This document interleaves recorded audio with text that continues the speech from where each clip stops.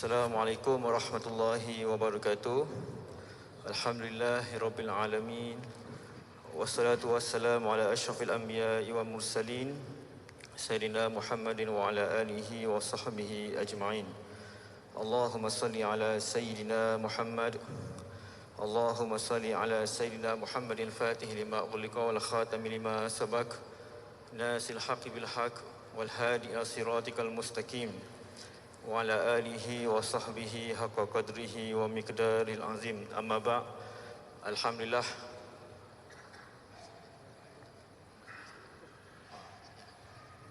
minta maaf ya, sebelum tu tadi ada satu pengumuman. Diminta kepada yang berada di sini supaya tidak menutup plug-plug ya, sebab dia mengganggu kepada live.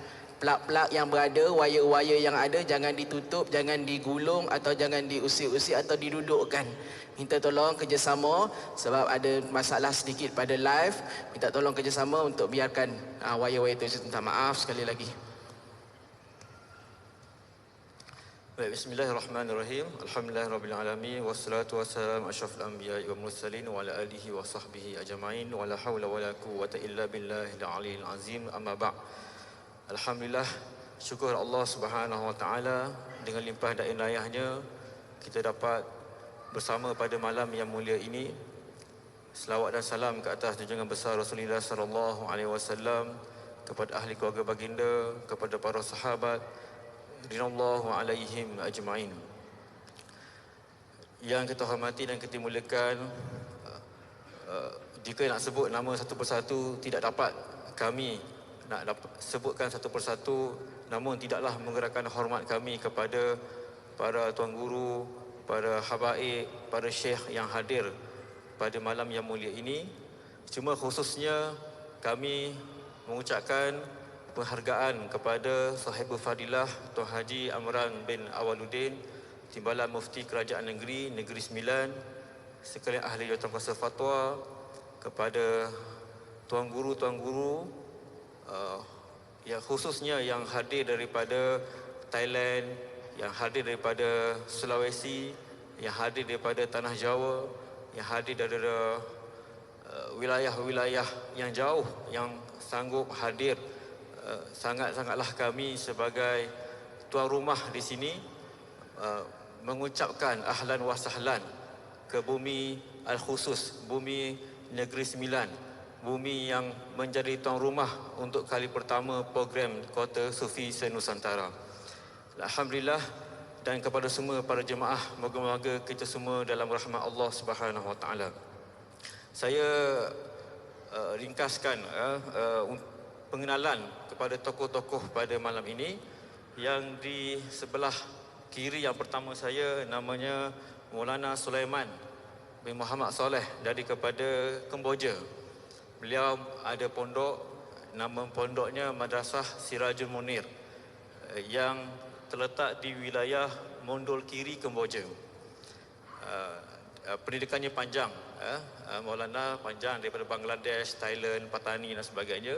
Kemudian di sebelah tengah Baba Dr. Wan Abdul Qadir Al-Fatani, tuan guru kita yang juga mempunyai Doktor Falsafah. Antara tuan guru baba kita yang mempunyai Doktor Falsafah daripada India, Universiti Aligarh India, dan sekarang ini sebagai Setiausaha Jamaiyah Ulama Fatani.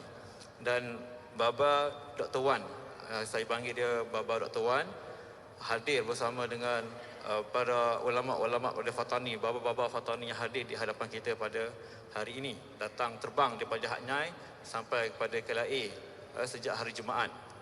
Kemudian di sebelah hujung Dr. K. Haji Ali M. Abdillah, yang merupakan sekretaris awal Jamaiyah Ahli Tariqah Al-Mu'tabarah An-Nahdiyah, atau singkat katanya Jatman. Dan ketiga di hadapan ini merupakan ahli tariqah. Dan perlu kami sebutkan di sini bahawasanya sepanjang detektif yang para jemaah lihat, ke semua panelis semuanya ahli tariqah, sama ada mereka syekh tariqah ataupun khalifah kepada syekh mereka, ataupun mereka adalah pengamal tarekah. Ada yang kita tak sebutkan di profil mereka, tapi macam Maulana tadi, Syekh bagi tarekah Naqsyabandi Mujadidi, dan tadi petang tadi kita bersama Dr. Yusri, merupakan pengamal tarekah Ahmadiyah. Kemudian kita bersama dengan tadi juga dengan Dr. Hafiz, dia ada Syatariyah pun ada, Syaziliyah pun ada. Kemudian kita ada Baba Ridauddin, juga pengamal Syatariyah, sama juga dengan Maulana Iqbal Zain, juga Syatariyah. Dan juga panelis-panelis kita kemarin. Jadi itu pemilihan kita waktu kita nak masyaikh-masyaikh sufi yang bukan hanya mengkaji tasawuf, tetapi mereka berterjun dan beramal dengan tasawuf, dan mereka membentangkan kepada kita pada hari ini sepanjang 3 hari. Jadi saya langsung pada pusingan yang pertama. Jadi kita ada pusingan, saya harap, sebab kita masa pun terbatas dan masa sangat jealous kepada kita pada malam ni. Jadi pusingan, ada beberapa pusingan saya cadangkan, tapi untuk pusingan pertama dahulu kita nak bincang tentang tema yang ini memartabatkan keilmuan sufi, memperkasakan ummah Nusantara. Jadi apakah takrif atau kefahaman atau syarahan yang boleh dikongsikan, dan saya mulakan secara ringkas bermula daripada Maulana kita yang di sebelah, Maulana Sulaiman, untuk berkongsi apakah yang Tuan Maulana faham berkenaan dengan tema yang telah kita wawarkan dan promokan sepanjang program ini. Silakan Tuan Maulana.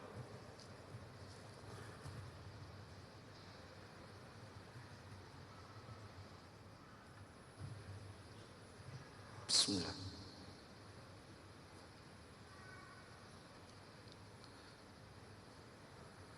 Bismillahirrahmanirrahim. Alhamdulillahirabbil alamin. Allahumma salli ala sayyidina Muhammadin nabiyil ummi wa ala alihi wa sahbihi ajma'in. Assalamualaikum warahmatullahi taala wabarakatuh.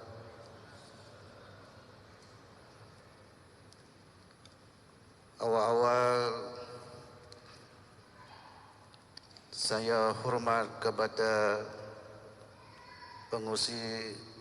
pengurusi Majlis Kota Sufi Nusantara.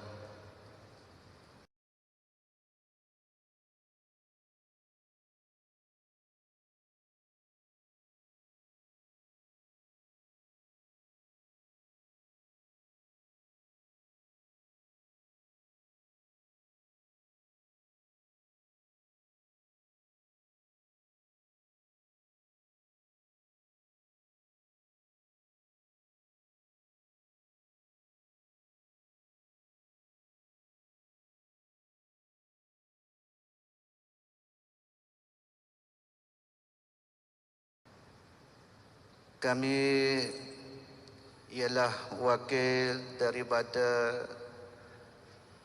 negeri Kamboja untuk hadirkan di Majlis Kota Sufi Nusantara ini, dan dalam kami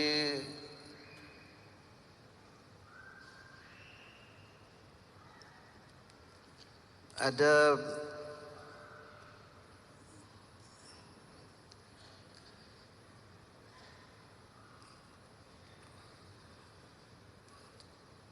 yang ada dalam majlis ini sejak daripada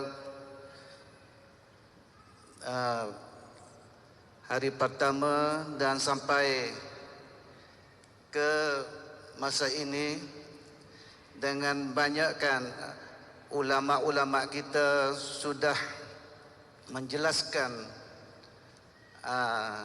untuk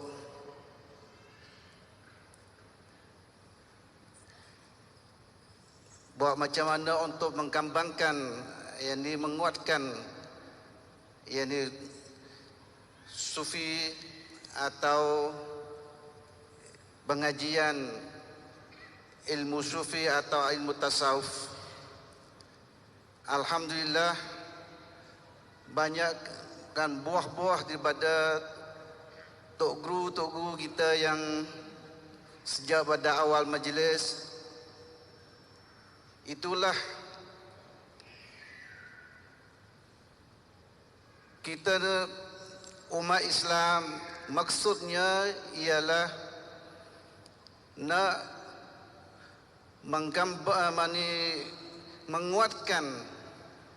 menguatkan hati kita dan bawakan dalam misi-misi kasufian ini untuk membangkitkan umat Islam. Sebab sekarang ini ialah umat-umat Islam Nusantara atau seluruh dunia ini ialah dalam kelaparan, dalam kegelapan. Sebab tiap-tiap bidang sekarang ini dalam Islam ialah bermasing-masing, jadi berpecah belah tiap-tiap bidang. Alhamdulillah pada malam ini dan pada majlis-majlis kota sufi ini ialah kita menguatkan, menyatukan umat kembali daripada hati ke hati, daripada satu individu kepada satu rumah, kepada satu rumah, satu negeri kepada satu negeri, untuk menguatkan ialah umat ini untuk kembali kepada kasufian. Sebab dalam bidang kasufiat inilah ialah tokoh-tokoh ulama kita masa dulu ialah mereka menjalankan kasufian. Inilah untuk mengembangkan ialah umat Islam, ialah Nusantara dan seluruh dunia ini, dengan ialah mengikatkan dan muhabbahkan di antara ulama-ulama yang sufi inilah untuk membawa ialah kesalaman dan kesejahteraan dan keamanan umat dalam Nusantara ini dan seterusnya seluruh dunia. Alhamdulillah, kami minta maaf ya kalau bahasa kami tak sempurna dipahamkan. Maulana boleh kecek Kelantan je. Kecek Kelantan tak apa. Itulah masya-Allah, minta maaf, dan kami memang sangat-sangat mesra dengan majlis untuk menyatukan umat inilah, untuk membangkit dan menguatkan umat akhir zaman akan dikembalikan ialah kepada kekuatan Islam di akhir zaman ini. Wallahu alam. Baik. Alhamdulillah. Saya bersimpulkan maksudnya mesej Maulana daripada tema memertabatkan keilmuan sufi ini, jadikanlah sufi itu sebagai Allahumma salli ala sayyidina Muhammad, sebagai titik penyatuan ummah. Apabila para masyaikh turun padang bersatu di antara mereka, maka bersatulah umat. Maksudnya kerana kalau kita nak menyatukan umat dengan pendapat ilmu, ideologi, mungkin agak mustahil kerana kita akan berbeza dari sudut ilmu. Tetapi wahdatul qulub, kesatuan hati akan tercapai, dan orang yang pakar dalam kesatuan hati ini adalah ulama tasawuf. Jadi saya rasa itu mesej yang Maulana nak sampaikan, bahawa sufi adalah teras kesatuan kepada ummah. Dan kita beralih kepada penulis yang kedua, Baba Dr. Wan.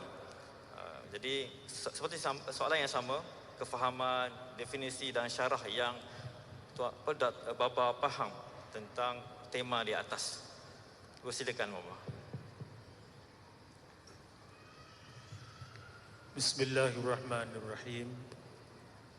Alhamdulillahi rabbil alamin. Wa bihi nasta'in. Wa la hawla wa la quwwata illa billahil aliyyil azim. Allahumma salli ala Sayyidina Muhammad wa ala alihi wa sahbihi ajma'in. Yang saya muliakan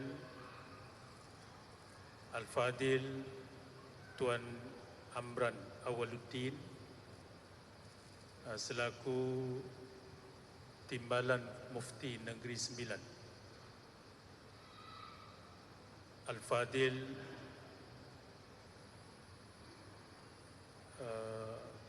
para masyayikh, mustami'in, mustami'at, muslimin, muslimat, hadirin, hadirat. Assalamualaikum warahmatullahi ta'ala wabarakatuh. Alhamdulillah, di tempat yang dimuliakan Allah Subhanahu wa ta'ala dan waktu yang paling baik untuk kita sama-sama berhimpun, berkumpul demi untuk menimba beberapa tausiah ataupun banyak daripada tausiah daripada masyayikh di majlis Kota Sufi Nusantara. Alhamdulillah. Jadi kalaulah kita melihat kepada keseluruhan, baik di Malaysia, baik di Thailand, baik di Cambodia ataupun di negara mana-mana pun, di sana kita dapati berbagai-bagai golongan. Ada ahli politik, golongan peniaga dan pendakwah dan pakar dalam berbagai bidang kehidupan. Maka untuk menyatu,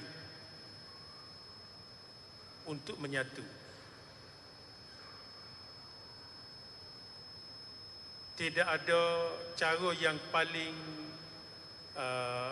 baik kecuali melalui ilmu tasawuf ni. Sebab ilmu tasawuf dia membentuk pribadi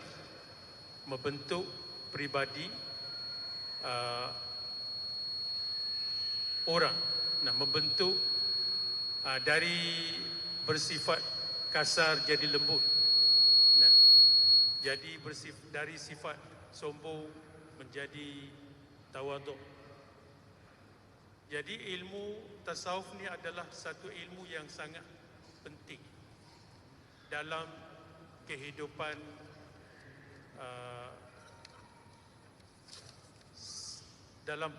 kita.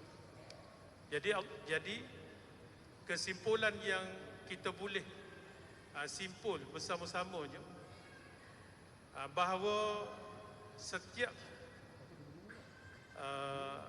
Muslim-Muslimah, kita pasti menyerah hidup kita kerana Allah.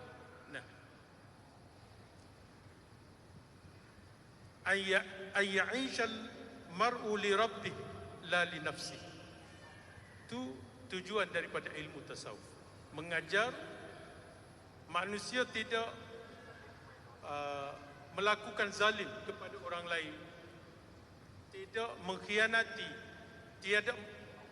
tiada sanggup khianat, tiada sanggup membohong, tiada sanggup melakukan apapun Berarti setiap orang mesti hidup kerana Allah, la li nafsi. Kalaulah mengikut kita ada nafsu kita. Kita ada kemahuan kita ada kepentingan kita. Jadi ilmu tasawuf ni adalah sangat penting dalam kehidupan kita. Seperti mana Allah berfirman, "Qul inna salati wa nusuki wa mahyaya wa mamati lillahi rabbil alamin." Yang memberi artinya, inna salati, sesungguhnya sembahyang aku ni. Berarti kita tak boleh ada riak, kita tak boleh ada sifat-sifat yang mazmumah di dalam ibadah. Hidup kita, mati kita mesti lillahi rabbil alamin. Ini adalah inti daripada ilmu tasawuf. Jadi ilmu tasawuf ni boleh menyantu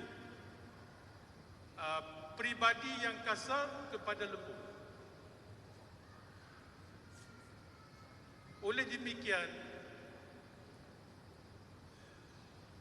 kita difahamkan oleh para ulama, kita tak boleh guna cara yang lain daripada ilmu tasawuf. Kita pasti jadi sufiyin. Kita pasti mengambil sifat-sifat yang baik, menjadi kehidupan kita. Ilmu sufi, ilmu kesufian, ilmu ni boleh mendekatkan, khususnya kalaulah kita duduk di satu tempat yang selalu berlaku benda-benda yang tidak baik, kekasaran dan sebagainya. Jadi dengan akhlak yang mulia, itu sahaja yang boleh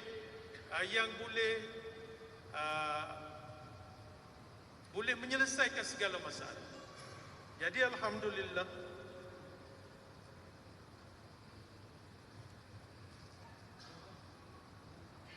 kalaulah kita melihat, contohnya saya sendiri, saya hidup di negara seberang daripada Malaysia, iaitu negeri jiran. Nah, di sana berarti kita sebagai penduduk di sana, kita mesti mempunyai akhlak. Kita mesti undur satu langkah untuk pergi bersama. Jadi kalaulah kita tegak di tempat kita nak boleh yang kita nak, apa yang kita mahu, berarti kita tak akan dapat apa-apa. Jadi di sana kita pasti mempunyai hikmah dalam kehidupan. Berarti ilmu tasawuf adalah alat yang fa'alah untuk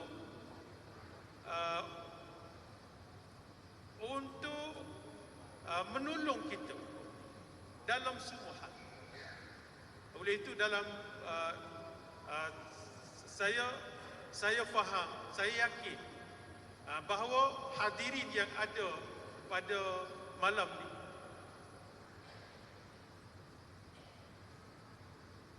yakin dengan ilmu ni. Ilmu ni adalah satu ilmu yang boleh menyelesaikan segala-galanya. Itulah untuk pusingan. Wassalam.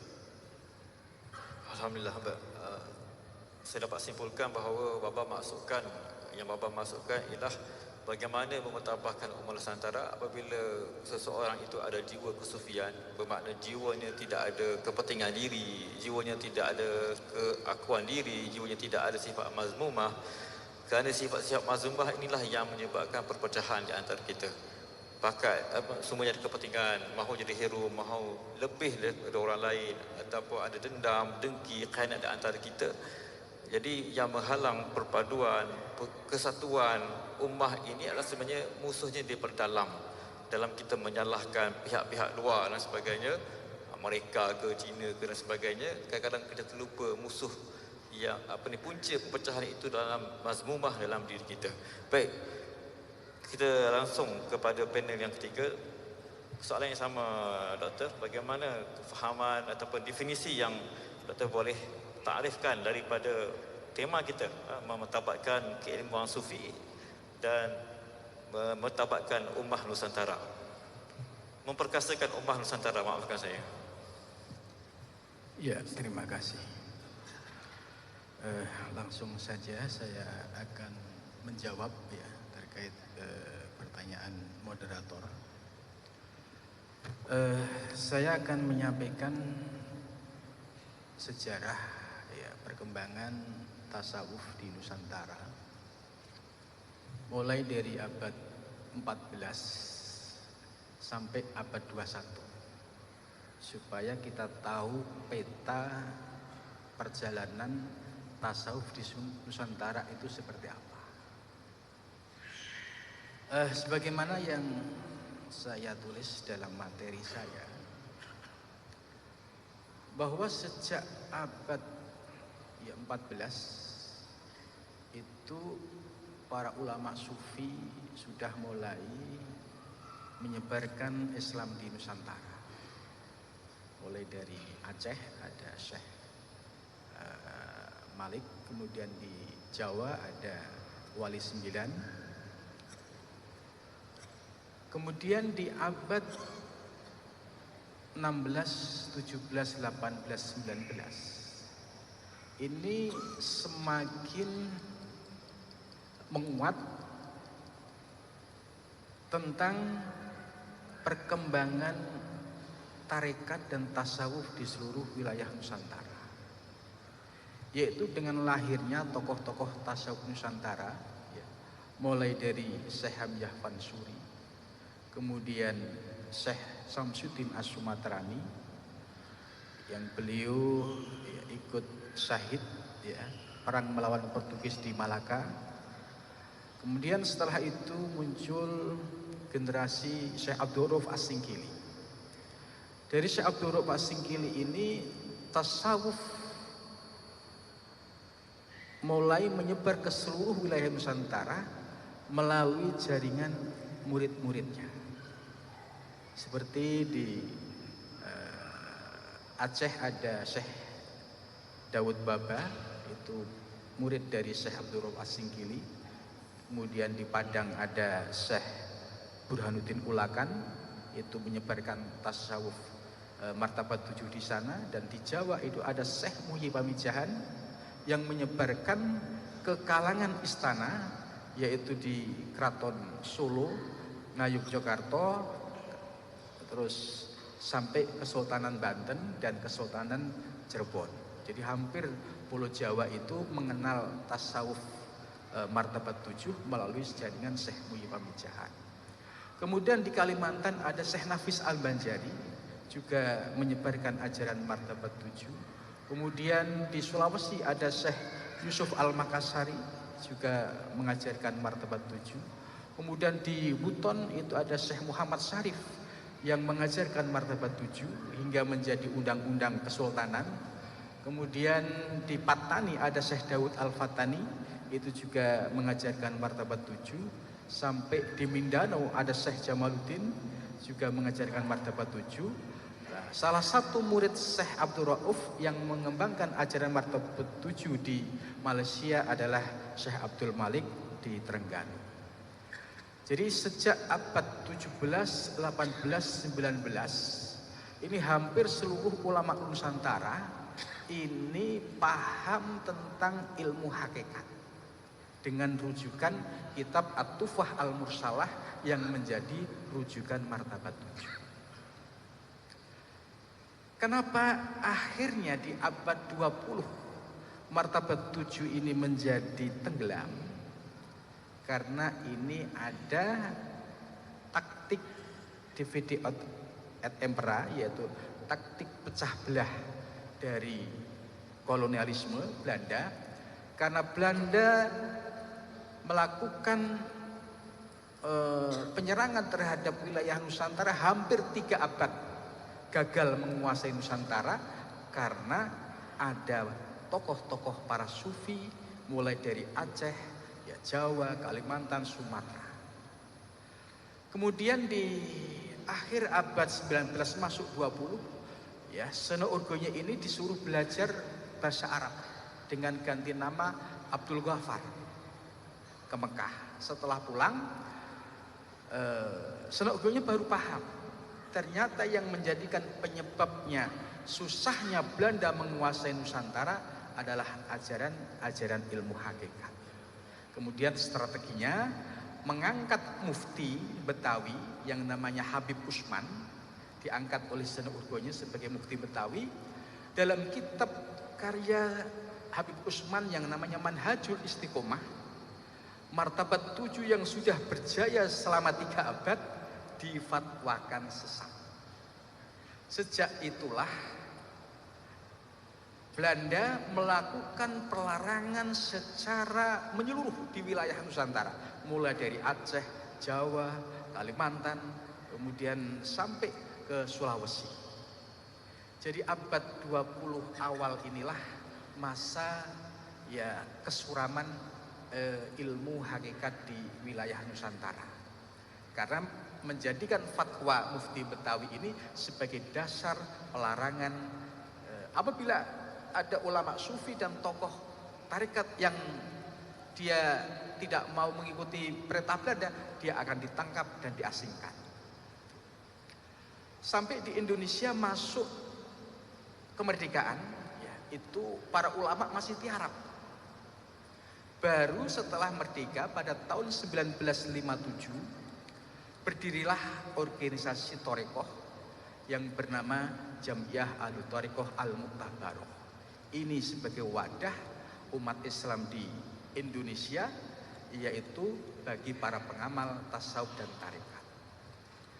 Kemudian pada tahun 1979, ya, karena ada di politik, ternyata organisasi Thorekoh ini menarik bagi penguasa, kemudian terjadi politisasi. Akhirnya tahun 1979, ya, para ulama Thorekoh di bawah Nahdlatul Ulama menyempurnakan mendirikan Jam'iyah Ahlu Thorekoh Al-Mu'tabaroh An-Nahdiyah.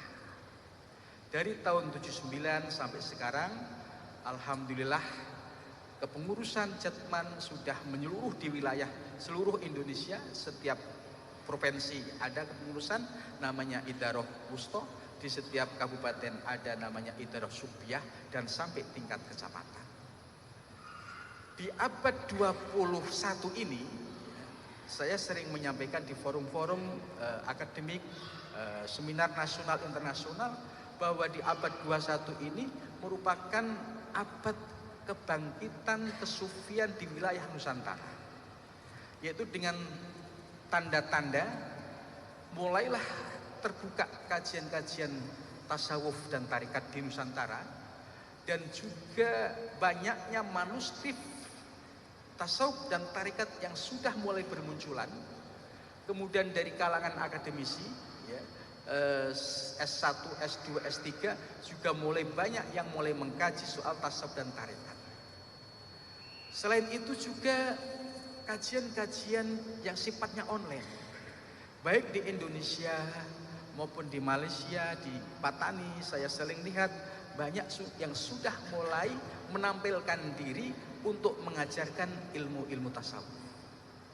Kemudian acara-acara yang sifatnya internasional, ya, seperti Kota Sufi yang didukung oleh Timbalan Mufti, ini merupakan satu fenomena bahwa di abad 21 inilah kebangkitan tasawuf di wilayah Nusantara ini akan menjadi kenyataan, karena sudah menyatunya para ulama ahli Thorekoh dalam satu wadah kegiatan. Selain itu di Indonesia juga nanti tanggal 29 sampai 30 juga ada kegiatan event internasional yang mengundang 73 ulama luar negeri dari seluruh dunia. Dan ini sebagai momen yang sangat penting bahwa kebangkitan tasawuf di abad 21 menjadi sebuah keniscayaan. Selain itu juga ada dukungan dari pemerintah, ya terutama di Indonesia itu bahkan presidennya, wakil presidennya juga ikut mendukung semua gerakan-gerakan tarekat ini. Karena itu ya wadah organisasi tarekat ini menjadi sangat penting. Karena al-haqqu bila nidhamin sayahlibul batin itu. Ajaran kesufian ini hak. Dasar Qur'annya jelas, hadisnya jelas. Kemudian para sufi yang mengamalkan juga sudah teruji kualitas kesalehannya di hadapan Allah selama sekian abad. Kemudian redup. Nah, saat inilah mari kita bersama-sama bergandengan tangan untuk menghidupkan kembali kesufian di Nusantara. Kenapa ini penting? Ya, sebab kalau kita hanya ngaji fikih toh, ya, itu paling sederhana. Mau ibadah ngaji fikih Fathul Qorib, ya selesai kitab, selesailah pemahaman kita, kemudian bisa dipraktekkan. Tapi apakah sholat secara fikih ini sudah sempurna menurut Al-Quran maupun hadis maupun yang dicontohkan oleh Nabi? Ternyata tidak. Fikih ini hanya aspek luar. Aspek luar ini perlu disempurnakan dengan aspek batin. Yang membahas aspek batin yaitu ilmu tasawuf dan praktek ilmu tarekat. Maka keseimbangan antara syariat, tarekat, hakikat ini menjadi satu keniscayaan yang tidak bisa dipisahkan. Seorang ahli tarekat tidak bisa lepas dari ilmu fikih, juga tidak bisa lepas ilmu tasawuf. Begitu juga kalau orang hanya belajar ilmu fikih tok, ya dia dalam ibadahnya ada kehampaan, ada kekosongan. Contoh, ketika di Al-Quran dijelaskan aqimis sholah li dzikri, dirikanlah sholat untuk mengingatku. Intisari daripada sholat itu adalah untuk mengingat Allah. Coba kita lihat dalam ilmu fikih, ya mulai dari wudhu, ada fardunya wudhu, ada sunnahnya. Kemudian di sholat ada rukun, ada sunnahnya. Dan rukunnya sholat tidak ada khusyuk, tidak ada khudur. Maka orang yang sholat secara fikih dari takbir sampai salam itu lupa mengingat Allah, secara fikih sah. Tapi secara substansi tujuan sholat li dzikri, ya, itu tidak bisa dirasakan. Maka kalau hanya menyandarkan pada ilmu fikih, ya, misalkan sholat itu harus khudur, harus khusyuk. Bagaimana cara khusyuk? Ya harus ngaji tasawuf, ngaji tarekat. Kalau tidak, dia akan muncul imajinasi. Contoh, Allahu Akbar ketika takbiratul ihram. Kalau ilmunya hanya fikih, maka yang akan terbayang ketika memaknai khusyuk harus ingat Allah, yang akan muncul adalah kaligrafi Arab alif lam lam lam ha. Kemudian pertanyaannya, apakah itu Allah? Itu hanya tulisan Allah. Maka untuk bisa mengkaji supaya sholat kita bisa khudur, bisa khusyuk, bisa lidzikri, tidak ada ilmu lain kecuali memahami ilmu tasawuf dan ilmu thariqah. Hal inilah yang disampaikan oleh Imam Ghazali. Barang siapa yang tidak memperoleh ilmu batin, yaitu ilmu tasawuf dan tarekat, aku khawatir nanti meninggalnya dalam keadaan su'ul khotimah. Sebab kalau dia tidak kenal ilmu tasawuf, penyakit syirik khafi itu sangat sulit untuk bisa dilepaskan. Bisa jadi orang dari rumah ke masjid niatnya sama, sholat, tapi tidak tahu bahwa di dalam diri kita ada iblis, ada yang menggoda, ada yang membisikkan, yaitu riya. Riya itu apa? Pamer. Saya sholat ke masjid supaya dilihat si A, si B, si C. Tujuannya bukan karena Allah, tapi masih karena makhluk. Sholat lagi ke masjid, tiba-tiba ya, ada ujub muncul. Wah, merasa hebat, merasa rajin gitu, tanpa mampu menyandarkan kepada Allah Subhanahu wa taala. Terus tambah lagi ada penyakit kibir, sombong. Karena sudah merasa ahli sholat lebih baik dari yang lain, kemudian sombong menjelekkan orang lain tanpa menyadari bahwa dirinya juga banyak sekali kekurangan-kekurangan. Maka menjadi sangat penting kalau kita belajar tasawuf dan tarekat akan memperkuat, yaitu firman Allah Subhanahu wa taala, wa'bud rabbaka hatta ya'tiyakal yakin, beribadalah kamu, menyembahlah kamu kepada Allah hatta ya'tiyakal yakin, hingga datang keyakinan. Jadi benar-benar tahqiq yakinnya kepada Allah bila kaifin wala misalin. Tetap berpegang pada kaidah Ahlus Sunnah wal Jamaah. Kemudian yang kedua, kalau kita belajar tasawuf dan tarekat akan bisa mengamalkan, yaitu ihsan. Anta budallah ka'annaka tarah. Beribadahlah kamu kepada Allah seolah-olah kamu menyaksikannya. Wa ilam takun tarah, jika kamu tidak bisa menyaksikan, fa innahu yaraka, yakinilah bahwa Allah menyaksikan. Jadi jelas posisi ilmu kesufian memiliki dasar yang kokoh, baik bersumber dari Al-Quran dan hadis, dan sudah terbukti selama sekian abad mencahayai bumi Nusantara. Mudah-mudahan di abad 21 ini ilmu kesufian bisa bangkit kembali dan bisa mencahayai, membangun peradaban di Nusantara. Demikian dari saya, mudah-mudahan bermanfaat. Waalaikumsalam. Terima kasih pada Doktor. Lazat sekali syarahannya yang bermula daripada penceritaan sejarah. Cuma dapat simpulkan, maksudnya daripada tema itu bahawa kunci kebangkitan itu adalah pada tasawufnya, dan pada abad sekarang, pada abad ke-21 yang kita berada sekarang adalah detik kebangkitan. Dan gelombang ini semakin dirasai sebenarnya, dan jelas kita dapat rasakan, dan kita tidak perlu lagi takut untuk sebut tentang sufi sekarang, kerana kita punya tema atau tagline kita Kota Sufi, dan sekarang ini Kota Sufi sudah disebut di mana-mana. Bahkan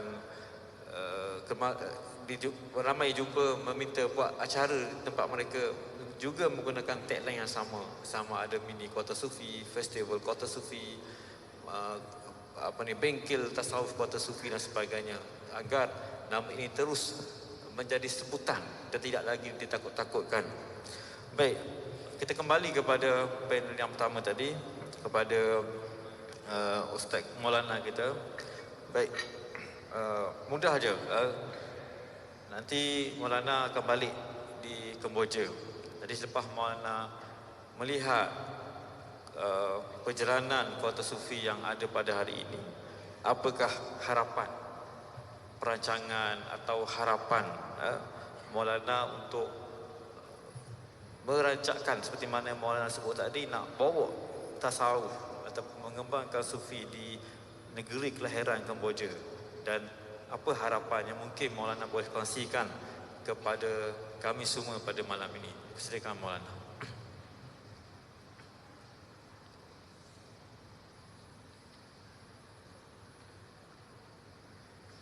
Syukur kepada Allah Subhanahu wa taala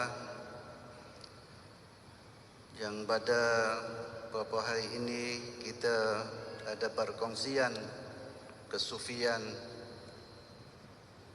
banyak perkara yang sudah dijelaskan oleh tuan guru kita. Alhamdulillah, dalam perkara ini kami insya-Allah kami akan bawakan peranan ini dan apa yang diajar oleh tuan guru kita untuk bawa sampai dan menyampaikan dan menguatkan insya-Allah ilmu-ilmu kesufian dan menjalankan kesufian ilah di negeri Kamboja. Sebab di negeri Kamboja sejak daripada masa dulu sebelum daripada peperangan Pol Pot oleh komunis, tokoh-tokoh ulama-ulama semua yang ada di negeri Kamboja ialah tokoh-tokoh ulama yang membawakan sufi ini ialah bergerak dan menguatkan di Champa, di wilayah Champa dan wilayah di Kamboja, sehingga dengan kesufian inilah untuk menyatukan umat Muslim wa Islam dengan wa Islam, Islam dengan orang bukan Islam, ialah ada sifat mahabbah. Sifat mahabbah di antara orang bukan Islam dengan orang Islam boleh campur gaul, makan bersama, dan kalau orang-orang Islam kita bernikah kahwin, semua datang daripada orang-orang bukan Islam, mari bersama-sama. Ialah tak bukan dengan ialah tokoh-tokoh ulama-ulama kita yang bawa di masa zaman dulu, tetapi dengan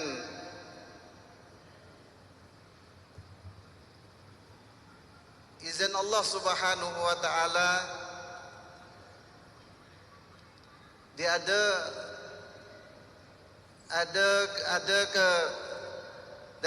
ada kekurangan kan sufi di negeri Kamboja masa di zaman Pol Pot dalam 3 tahun 8 bulan 20 hari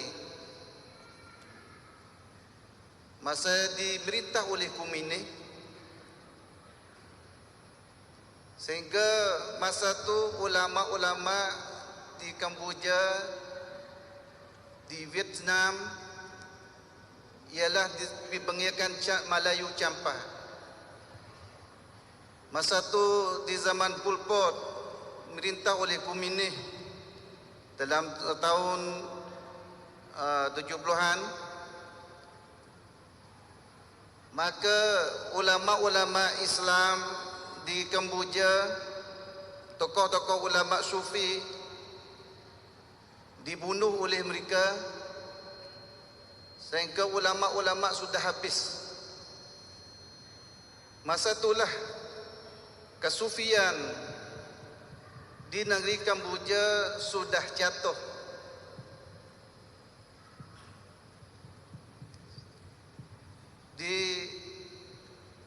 Sehingga ada kesan-kesan dalam lepas daripada Pol Pot tu 3 juta umat Islam di zaman tu sudah dibunuh sekali ulama-ulama tasawuf. Alhamdulillah lepas daripada di zaman Pol Pot, maka generasi yang baru ialah lapisan kami umur yang dapat bangun balik, datang mari belajar awal-awal macam kami ialah awal-awal di Kamboja sudah buka untuk dapat untuk cari jalan untuk sambungkan kesufian, ya, dapat ke Bangladesh, belajar ke sana di Bangladesh, balik daripada Bangladesh ialah masuk di negeri Thailand, belajar awal-awal masuk di markas tabligh, di markas Jala, dan dapat sambung belajar di Pondok Dala, dapat sambung lagi ialah di Pondok Tamakrut. Alhamdulillah, dalam majlis ini pun tok guru kami ialah Baba Abdullah, maka datang juga di hadapan saya. Alhamdulillah, masa tu sejak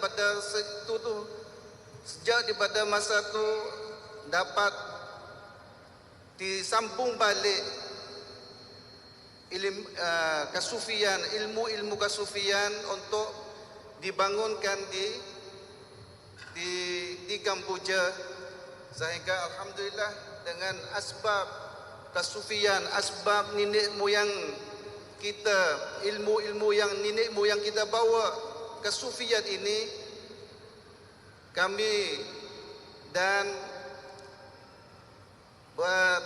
dengan belajar-belajar yang macam sekarang ni ada di depan kami ni ialah Tok Guru Syafi'i, ialah beliau keluar daripada pondok Baba S Panjang. Alhamdulillah, untuk membangunkan generasi yang baru ini sehingga kembali ada kasufian, sehingga di antara Islam dengan orang-orang Buddha boleh muhabbah balik, muhabbah angkatan. Jadi kasufian ini ialah dengan mereka, sehingga Maulid Rasulullah sallallahu alaihi wasallam pada bulan Maulid Rasulullah sallallahu alaihi wasallam, maka jemputan mereka duduk bersama-sama untuk kita menghayati, untuk menghayati dan membesarkan baginda sallallahu alaihi wasallam, sehingga mereka pun duduk bersama-sama. Dan kami pun ada buat rawatan untuk kepada sampai ke sami-sami mereka pun duduk sekali, sehingga kita pun ajar untuk mereka ni kenal Allah, sebut nama Allah, Allah, Allah. Hatta sami-sami pun mereka suka untuk sebut nama-nama Allah. Ialah ni dengan barakah tokoh-tokoh, tok guru kita. Alhamdulillah, kami bangunkan usaha, bangunkan kesufian di dalam negeri Kamboja, sehingga alhamdulillah dapat orang-orang bukan Islam dapat bersama-sama dengan orang Islam dan ada muhabbah hati yang cinta mencintai, sehingga alhamdulillah dalam majlis muzakarah ini ialah kita tak dapat tidak kita kena bawakan ilmu kasufian ini untuk bergerak dalam tiap-tiap bidang ekonomi, bidang kesenian, bidang rawatan. Alhamdulillah, kalau kita boleh bangun untuk bawakan kesufian ini bergerak, insya-Allah Allah Subhanahu wa taala akan kembalikan umat ini ialah untuk menuju berkuatan dan untuk mutlamat kita ialah membawa umat ini untuk perhamakan diri kepada Allah Subhanahu wa taala, hatta Allah Subhanahu wa taala akan belasankan kita dunia dan akhirat dan Allah Subhanahu wa taala ridha dan muhabbah, sayang pada kita, sehingga Allah Subhanahu wa taala bawa kembali kita ialah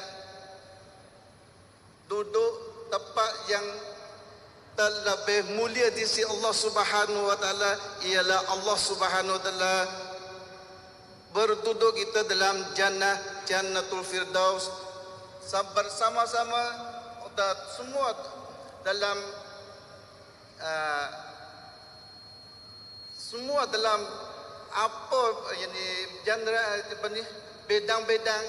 Kalau bidang rawatan, bidang ekonomi, bidang semua itu kita boleh bawa umat ini ialah kembali untuk kepada derajat yang sangat-sangat tinggi di sisi Allah Subhanahu wa taala, ialah dengan ridha Allah Subhanahu wa taala dapat kita jumpa dan himpun kembali di dalam syurga Allah Subhanahu wa taala.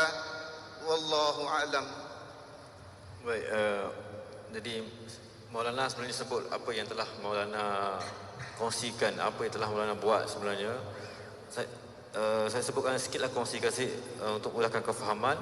Jadi Maulana ni disebut bahawa berlakunya perang Pol Pot dahulu telah bunuh 4 juta orang dalam masa 4 tahun.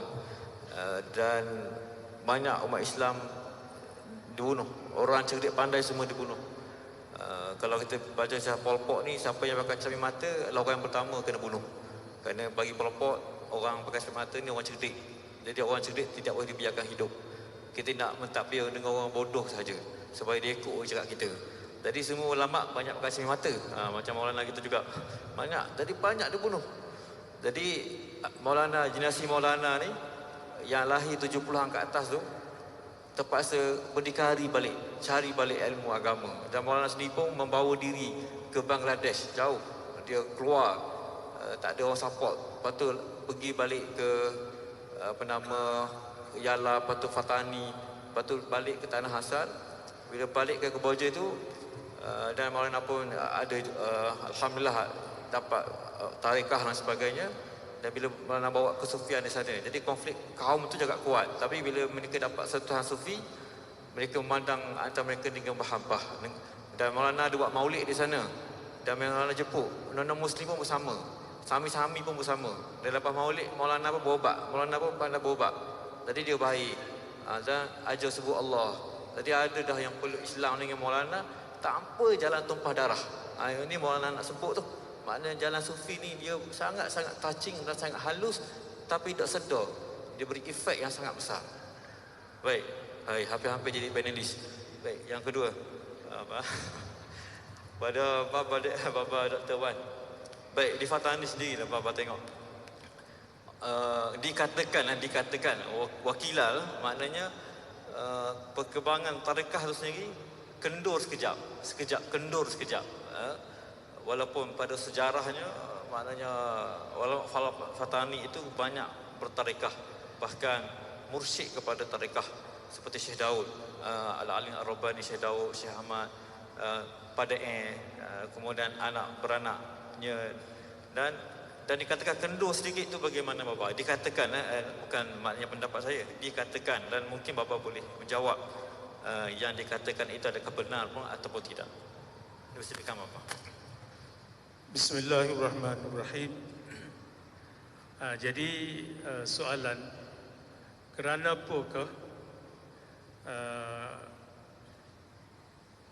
hidup umat di Fatani khususnya dalam, maknanya tak persennya tak naik, khususnya dari kalangan muda-mudi.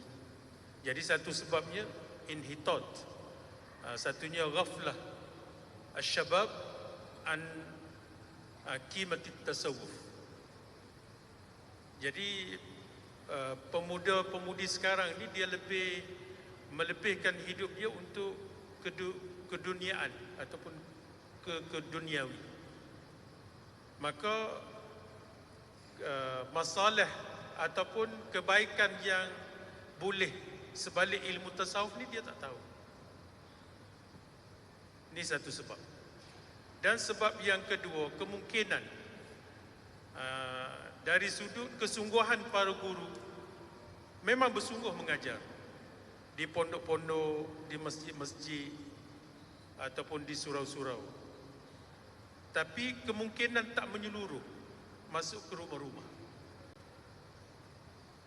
Tak menyeluruh. Tapi di pondok hebat, di masjid hebat, di surau hebat. Tapi ada lagi segelintir ataupun satu golongan yang tak tahu nilai tasawuf. Itu satu. Ghaflah an qimatit tasawuf. Satu. Yang kedua, sebab kejatuhan akhlak ataupun mabadi karimah dari kalangan umat Islam di watan, di tanah air, sebabnya wasailul ilam, maknanya media massa. Jadi melalui TV yang tidak ada melampaui had, maknanya mengeluarkan program-program yang boleh meruntuhkan kehidupan murni masyarakat. Dan yang ketiga, ibu bapa sibuk dengan dunia, sehingga anak dengan penjaga renggang. Maka semua tu tidak ada penyelesaian kecuali dengan kesedaran daripada guru, iaitu bagaimana kita nak mengatasi masalah. Tak lain tak bukan, iaitu dengan hati. Bagaimana kita nak pauk hati dia balik. Macam seperti mana Maulana kita sebut bil mahabbah. Mahabbah ni boleh tarik balik. Sebab anak-anak kita dia lebih dengar kepada media. Dia tak dengar guru. Dia tengok TV, tengok teknologi yang ada di sekeliling. Oleh itu membawa kepada hidup mereka makin hari makin jatuh. Tidak menghormati ibu bapa, tidak menghormati guru, tidak tahu bagaimana nak hidup. Oleh itu tasawuf ni adalah penyelesaian. Ilmu ni ilmu yang boleh menyelesaikan masalah, iaitu bil mahabbah. Bagaimana kita nak ta'anuk bain asnain, kita nak melekatkan antara dua yang telah retak ataupun telah pecah. Maka caranya dengan kasih sayang, dengan faham memahami antara satu dari yang lain. Berarti tasawuf ni penting. Jadi sekarang di pondok-pondok ataupun di surau mengajar kitab-kitab tasawuf macam Penawar Hati, kitab Hikam, Minhajul Abidin dan lain-lain. Tapi kita perlu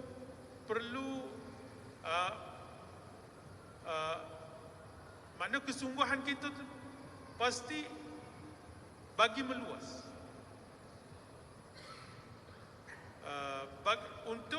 Untuk syabab ambil tahu kata ilmu ni boleh menyelamatkan dia sampai ke akhirat. Mana bila di mana dia hidup, di mana dia bekerja ataupun di mana dia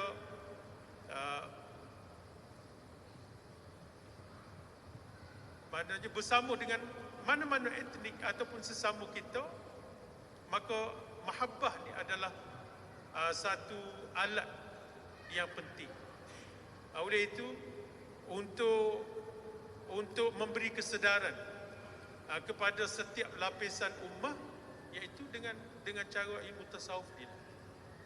Oleh itu tasawuf memain peranan yang hebat, seperti mana ulama besar dahulu seperti Syekh Daud, Syekh Ahmad, Syekh Pak Dae. Jadi mereka berjaya kerana setiap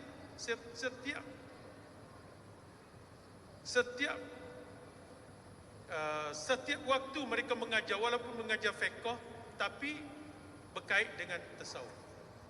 Berarti tasawuf ni dia terlibat dengan semua ilmu.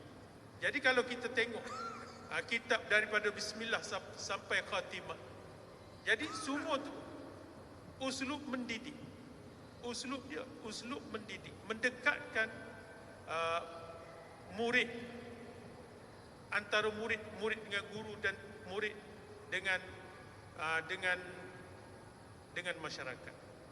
Berarti tasawuf adalah satu ilmu yang pentinglah untuk memberi kesedaran dan untuk memperbaiki akhlak yang sedang jatuh di hari ini.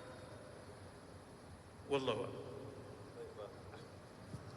Alhamdulillah, ringkas. Jadi maknanya Baba memberi penawar bahawa umat kena balik pada kesedaran tasawuf supaya masyarakat tidak lagi rosak. Sebenarnya 1 minit Baba, maksudnya apa yang Baba sebut ni memang jelas. Untuk pengetahuan Baba, kemarin pun saya pulang dari Balkan melihat bagaimana perkembangan tarekah di negara-negara bekas jajahan Soviet.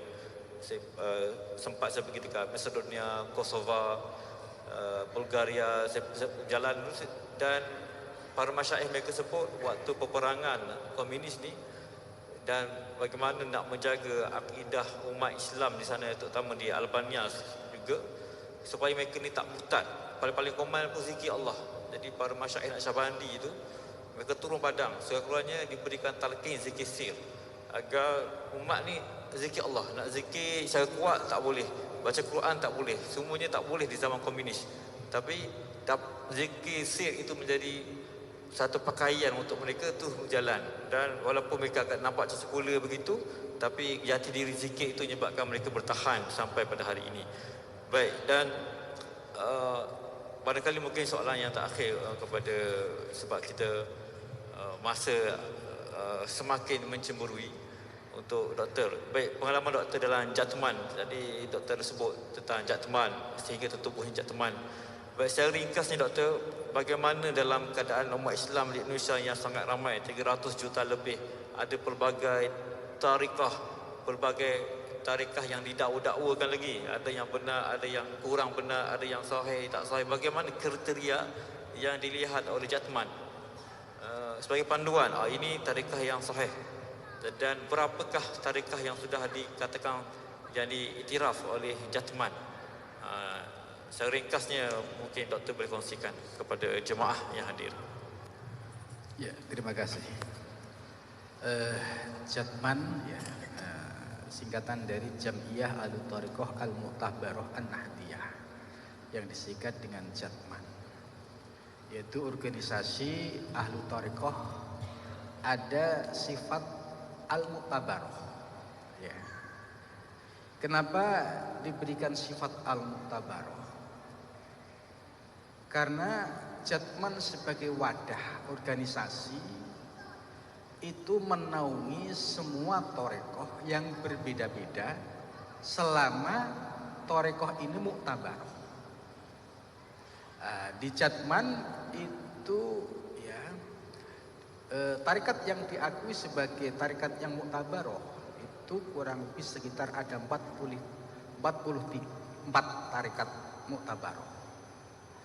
Dalam kepengurusan mulai dari tingkat pusat Idaroh Aliyah, tingkat provinsi Idaroh Wusta, tingkat kabupaten Idaroh Subiyah, ini selalu kombinasi, ada yang dari tarekat Naqsyabandiyah, ada yang Qadiriyah Naqsyabandiyah, ada yang Satariyah, ada yang Tijaniyah, dan semua boleh bergabung dengan catatan termasuk thariqat mu'tabaroh.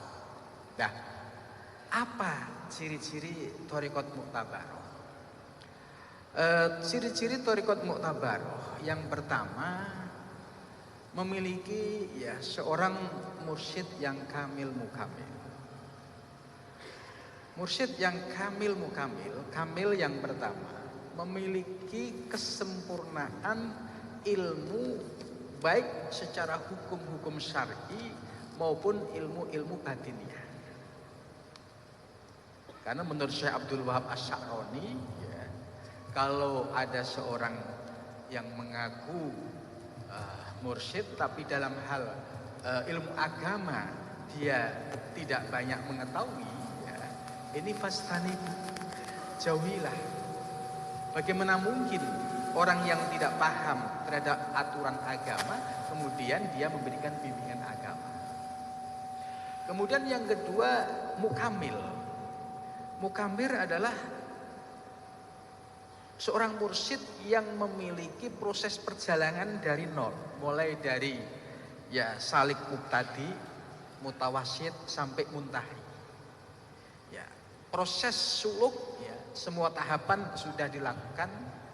Ketika seorang salik memperoleh tazkiyatun nufus, ya jiwanya itu bersih dari nafsu-nafsu yang tercela, madmumah, nafsu ammarah dan lawamah. Kemudian juga telah merasakan tasfiyatul qulub, kebeningan hati, maka salik ini akan memperoleh limpahan anwarul ilahiyah, sehingga merasakan pengalaman rohani dan mendapatkan ilmu-ilmu laduni yang sumbernya dari Allah Subhanahu wa taala. Maka syarat ya seorang mursyid yang kamil mukamil ini harus dilengkapi.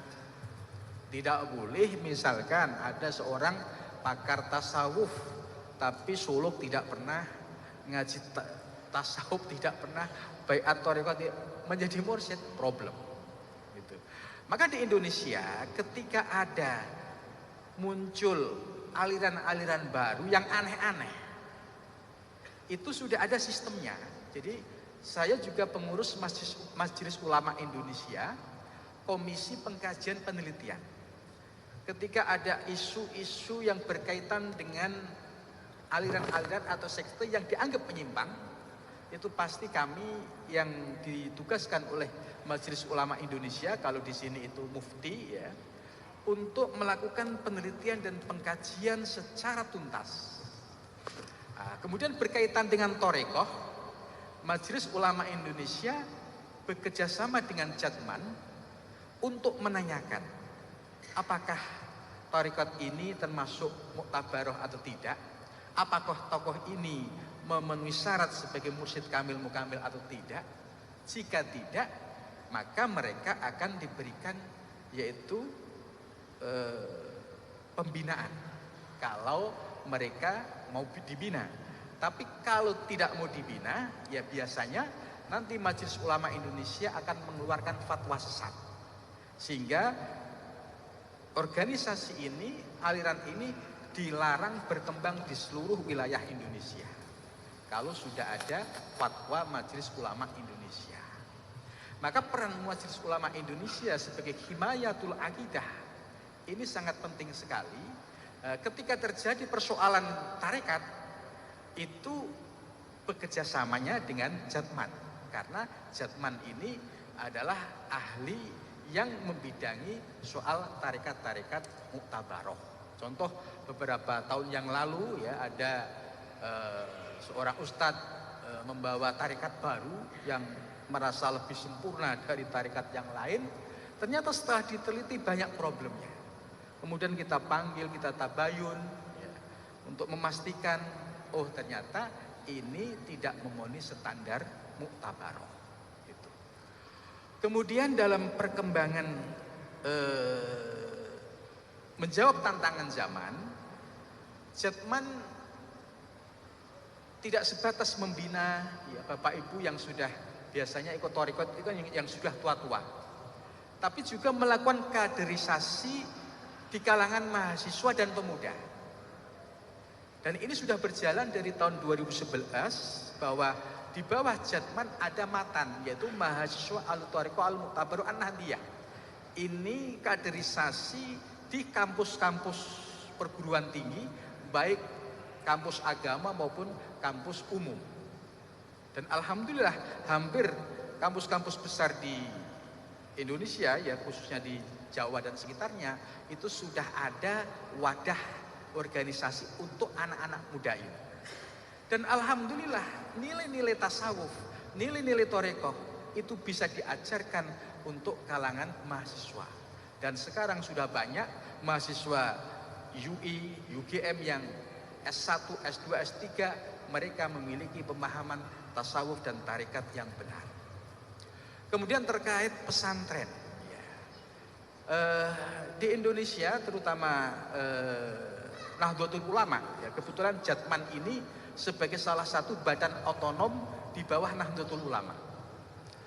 Nahdlatul Ulama memiliki pesantren yang jumlahnya 26.000 tersebar di seluruh Nusantara.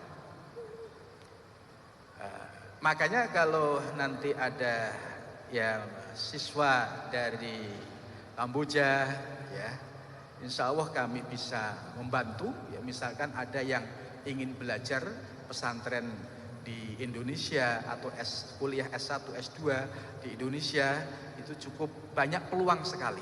Karena pesantrennya itu jumlahnya 26.000. Ya, misalkan andai kita titipkan di beberapa pesantren-pesantren besar, itu insya Allah sampai tamat, ya, pulang menjadi seorang yang alim dan alamah. Dan mereka akan menjadi penerus dakwah di Kamboja. Kebetulan beberapa tahun yang lalu kami juga punya mahasiswa dari Pattani, dari Thailand.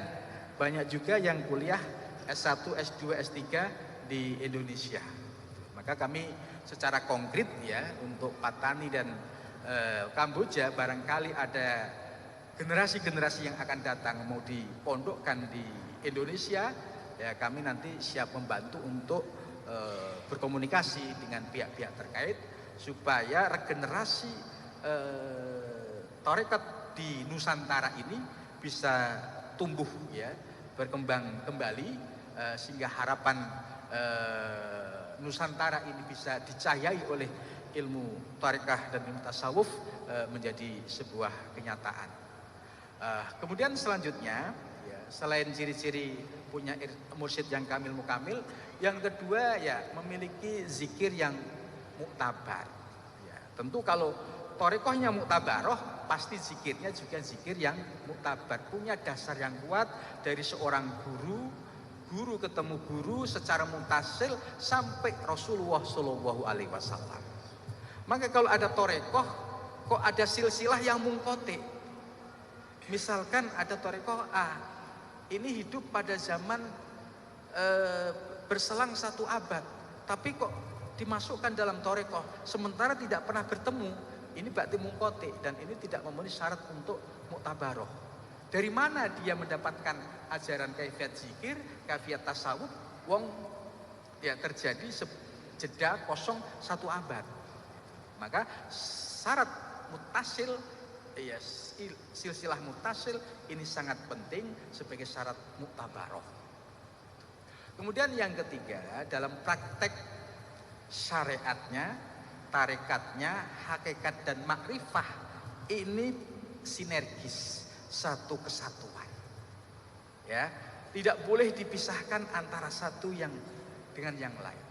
Seorang ahli tarekoh ya pasti ahli fikih, ya pasti paham ilmu tasawuf, pasti pengamal tarekah, dan pasti merasakan samrohnya makrifah. Dan itu disembunyikan sebagai rahasia pribadi dengan Allah Subhanahu wa Ta'ala, sehingga dalam prakteknya rapi, tidak menimbulkan kontroversi dan tidak menimbulkan permasalahan baru, ya, ketika ada pengikut tarekoh kemudian tidak sholat, gitu kan? Pengikut tarekoh kemudian tidak puasa. Nah, ini di Indonesia sangat dilarang keras, ya. Kalau yang pengikut tarekat muktabaroh, ya disiplin syariatnya, sholatnya 5 waktu tertib, ditambah sholat-sholat sunnahnya, begitu juga rukun Islam yang lainnya. Jadi tidak boleh keluar dari syariat Islam. Akan tetapi semakin kokoh disempurnakan dari syariat batiniah ini, sehingga menjadi pribadi yang kafah lahir batin dan ya, menjadi pribadi yang insan kamil, yaitu manusia yang paripurna secara lahiriah dan secara rohani. Demikian dari saya, mudah-mudahan manfaat. Terima kasih kepada doktor. Untuk pengetahuan doktor, kajian doktor falsafahnya manuskrip berhubung atau berkenaan dengan martabat 7. Jadi doktor sangat pakar dalam hal ini. Cuma saya mohon maaf kepada panelis juga tak dapat nak menyambung pertanyaan-pertanyaan dan juga pada jemaah sekalian kerana waktu yang agak sudah lewat malam. Dan insya-Allah kepakaran doktor sepatutnya boleh kita manfaatkan lagi dalam mungkin jemputan-jemputan yang akan datang. Dan terima kasih juga kepada Dr. Baba Wan Abdul Qadir yang berkongsi dan cerita-cerita tadi, dan juga kepada Maulana kita daripada Kemboja. Jadi kita memang saja buat 3 negara supaya kita dapat rasa kebersamaan. Kita Patani Kemboja ni satu rumpun, satu Indonesia pun satu rumpun, dan kita bersama-sama dalam satu keluarga besar. Bila kita sebut kebangkitan Nusantara, bukan kebangkitan hanya di Malaysia, tapi kebangkitan di Malaysia, Indonesia, Kemboja, Fatani yang mewakili hampir 360 juta orang yang beragama Islam, yang berbangsa Melayu, yang bertutur bahasa Melayu. InsyaAllah. Dan saya peluang di sini nak sampaikan bahawa pada malam esok kita ada Negeri Sembilan berzikir. Dan sebenarnya kenapa berzikir? Jadi ini idea saya sebutkanlah di sini daripada timbalan kita, timbalan Sahibul Fadilah, timbalan Mufti. Yang biasanya kita sebut nak buat Negeri Sembilan berselawat. Itu berselawat, daerah ini berselawat, negeri ini berselawat. Tetapi Sahibul Fadilah sebut, why not? Kenapa tidak pada malam itu kita tukar branding baru, Negeri Sembilan berzikir. Jadi pada malam esok kita akan berzikir beramai-ramai di sini. Dan kita bawa momentum nanti, Kemboja berzikir, Fatani berzikir, Sarawak berzikir, Kedah berzikir, Ummah berzikir. Allahu Akbar. Dan itu saja forum kita pada malam ini.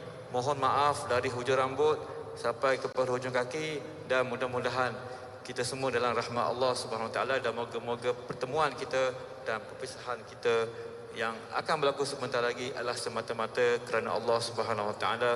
Wabillahi taufiq wal hidayah. Assalamualaikum warahmatullahi wabarakatuh.